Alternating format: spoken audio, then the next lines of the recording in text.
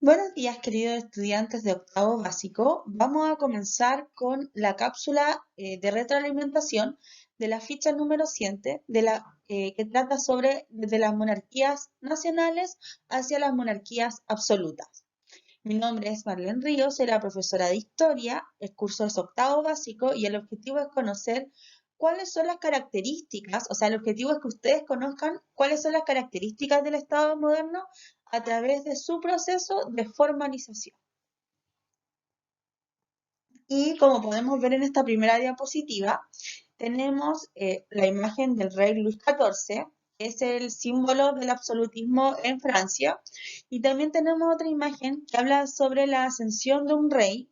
Ya, si nos damos cuenta, la Iglesia Católica lo está venerando, y tenemos a los escuderos que son parte del ejército, que vamos a ver más adelante, son las bases esenciales de estas monarquías. Bueno, la primera parte de su ficha tenía que ver con esta imagen del rey Luis XIV, también conocido como el Rey Sol, y salían tres preguntas. ¿Cómo ejercía su autoridad? ¿Cómo crees tú que fue el reinado de Luis XIV? ¿Y cómo era la personalidad de este rey? ¿Ya? La información, en primer lugar, debía sacarla de la expresión de la imagen, pero también podía ir completándola al pasar las fichas con la información que venía más adelante. Entonces, ¿cómo ejercía su poder? Era de una forma autoritaria. De hecho, él establece y acuña la frase "el Estado soy yo", estableciendo que él es el que manda, él es el que gobierna, él es el propio Estado en sí mismo, ¿ya? Su figura es la que ejerce el poder, nadie más. Por lo tanto, controlaba toda Francia y fue uno de los pilares del absolutismo en Europa, ¿ya? De hecho, es reconocido como quizás uno de los reyes más influyentes a nivel mundial. ¿Cómo crees tú que fue el reinado de Luis XIV? El reino de Francia se convirtió en el reino más rico de Europa, mostró su majestuosidad con la creación del Palacio de Versalles, que se encontraba lleno de lujos y que mostraba uno de los mayores avances de la época, ¿ya? Por lo tanto, fue un reinado majestuoso. Y la personalidad dicen que fue un gobernante poderoso, valiente y peligroso, ya que nunca confió ni creyó en la nobleza y él consideraba que solo él debía reinar. En la pregunta número 2 dice, ¿cuál es la característica más importante de los estados monárquicos y qué elementos les permitió afirmar su poder? Aquí, ¿cuál es el punto importante? Debemos comprender que cuando nosotros partimos el año, comenzamos con la Edad Media y este sistema feudal en donde la gente vivía principalmente en el campo y el dueño del feudo era el que ejercía el poder dentro de ese micro territorio y que los reyes habían perdido poder. Sin embargo, después, cuando pasamos a la época moderna, cuando se vuelven las ciudades, cuando ocurre el humanismo, el renacimiento, los reyes van a ir a comenzar a de nuevo a obtener el poder, ¿ya? Y ahí van a comenzar primero las monarquías nacionales y luego las monarquías absolutas. En este sentido, cuando hablamos del Estado moderno, estamos hablando de características que surgen entre el siglo XVI, siglo XVII, y que son las mismas características que sustentan los estados actuales, ¿ya? Nosotros no vivimos en una monarquía, pero aún así tenemos principios y bases de los estados modernos, ¿ya? Por ejemplo, tenemos un ejército nacional. Esa es una característica del Estado moderno y que surge en estas monarquías nacionales. Un ejército nacional significa un ejército profesional, un ejército que es formado por el Estado y para el Estado, ¿ya? Y por lo tanto es un ejército leal. Antes de esta época existían los ejércitos de mercenarios, pero los mercenarios eran pagados. Es decir, el que diera más plata, el mercenario se iba con él. Y eso significaba que no eran leales porque el otro reino podía darle más monedas de oro y ellos se iban a ir con el otro reino. En cambio, un ejército nacional es leal porque son parte de la nación, se sienten parte de ese reino y lo defienden. Y por otro lado, son profesionales en la guerra. ¿ya? Otra característica del Estado moderno y que está en estos estados monárquicos es un territorio unificado, ¿ya? Con límites establecidos, con fronteras claras y con aduanas, ¿ya? Eso nosotros lo tenemos hasta el día de hoy, ¿ya? O sea, el territorio chileno tiene límites específicos, tiene frontera y tiene aduana. De hecho, el puerto de San Antonio también tiene aduana, ya que es lo que ve, lo que entra y lo que sale dentro del territorio chileno por el puerto, por el mar. ¿Ya? Y las aduanas también funcionan también para cobrar los impuestos, ¿ya? Que también son una parte de los estados modernos, ¿ya? Otro punto importante es un amplio aparato burocrático. Y esto es muy importante. La burocracia son todas las personas que trabajan en la administración de un estado. Cuando usted va a la municipalidad a pedir un documento, está hablando con un burócrata. Cuando usted va a un servicio, a una institución como el colegio, que lo atiende la secretaria, lo atiende el inspector, ellos también son burócratas porque están al ejercicio con el objetivo de administrar el servicio que se está entregando. ¿Ya? La burocracia surge con este Estado moderno en el siglo XV, siglo XVI, XVII y se mantiene hasta la actualidad. ¿Ya?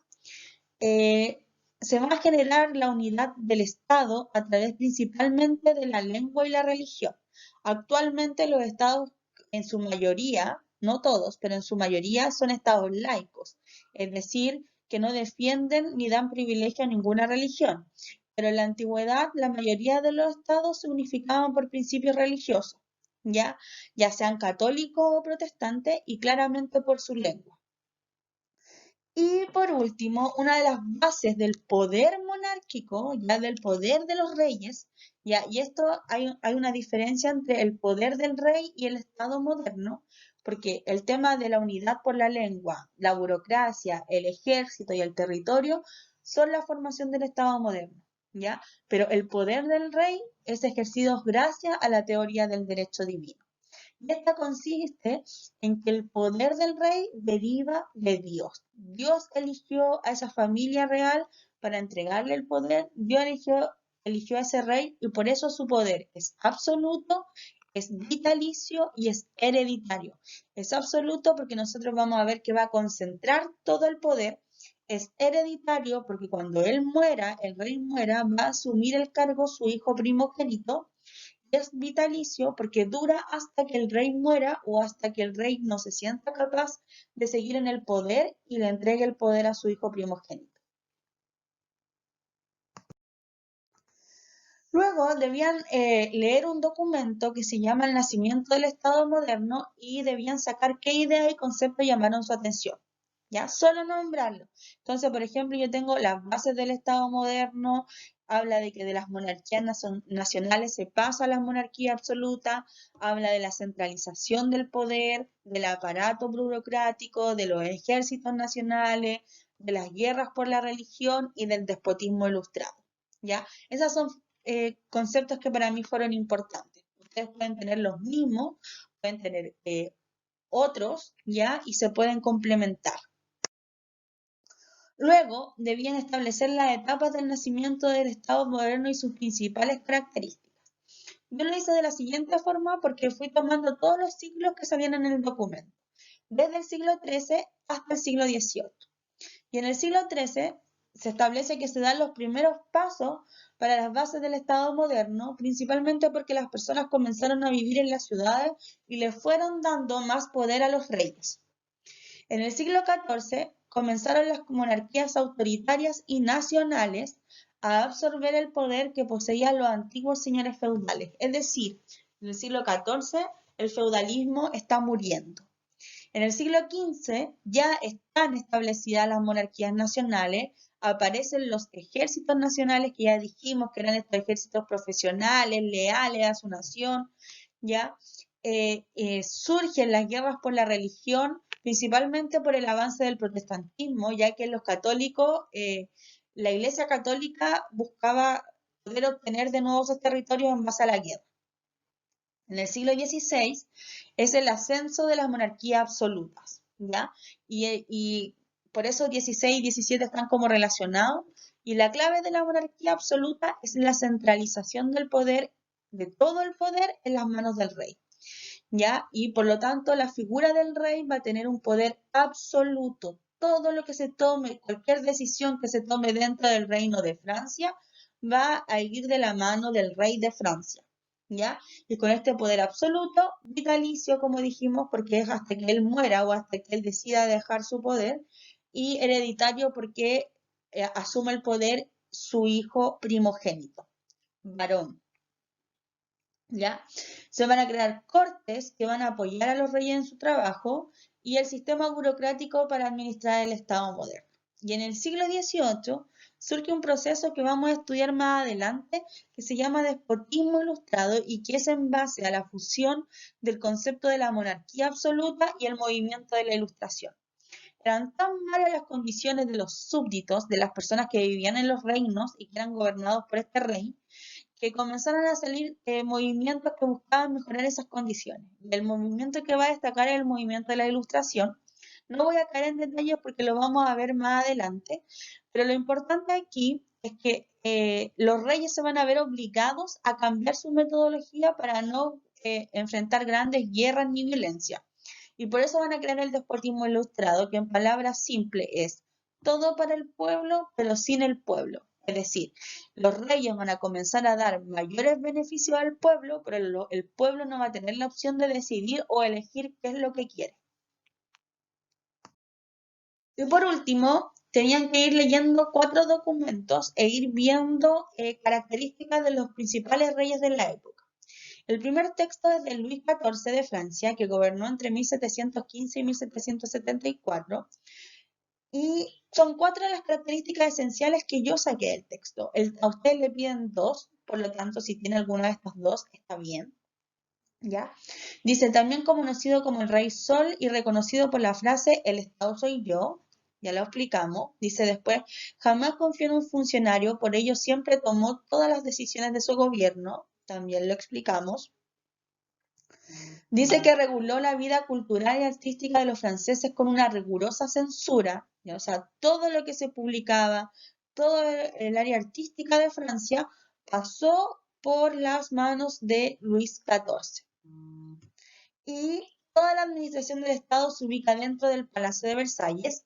Y en la segunda fotografía, en la que se muestra la majestuosidad del Palacio de Versalles, que probablemente es inigualable hasta la actualidad.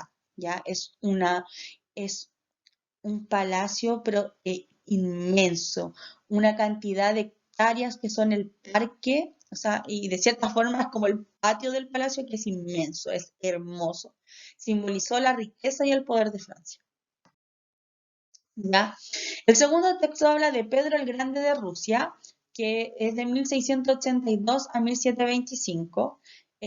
Pedro modernizó el sistema ruso y transformó a la Rusia en una monarquía zarista. Se transformó en el monarca dentro de Europa más autocrático, es decir, que menos contacto tenía con los otros reinos.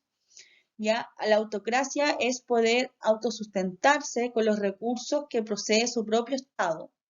¿Ya? Centralizó el poder y tuvo a todos los rusos bajo su control, ¿ya? O sea, en expansión territorial debió haber sido el rey con más territorio dentro de Europa, ¿ya? Mejoró la tecnología, la educación y la milicia dentro de Rusia y ejecutó a todos los que se enfrentaran a su gobierno. O sea, igual fue un rey castigador. El tercer texto habla de Federico III de Dinamarca y Noruega, ¿ya? Un rey nórdico. Se autodenominó como la persona más perfecta y suprema en la tierra por todos los súbditos, ¿ya? Y eso estaba establecido en las normas legales, por lo tanto nadie podía ir en contra de él.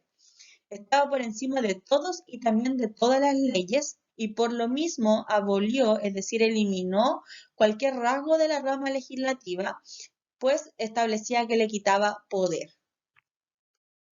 Y por último, Felipe II de España, que centralizó el poder real, completa autoridad sobre el gobierno y sobre la vida de las personas, ya, o sea, abarca todo. La autoridad desciende de Dios, se denominó el guardián de la Iglesia Católica e impulsó el proceso de Inquisición. ¿Ya? Recordemos que la monarquía española es la principal defensora del catolicismo y va a ser la principal instrumento de guerra contra los protestantes. ¿Ya? Si nos damos cuenta, en los 4 documentos nos vamos a dar que un concepto se repite, el de centralización del poder. Esa es la base de la monarquía absoluta, que estos reyes obtuvieron y controlaron todo el poder dentro de su territorio, dentro de su estado. ¿Ya? Y eso es una característica de este periodo que se llama Edad Moderna.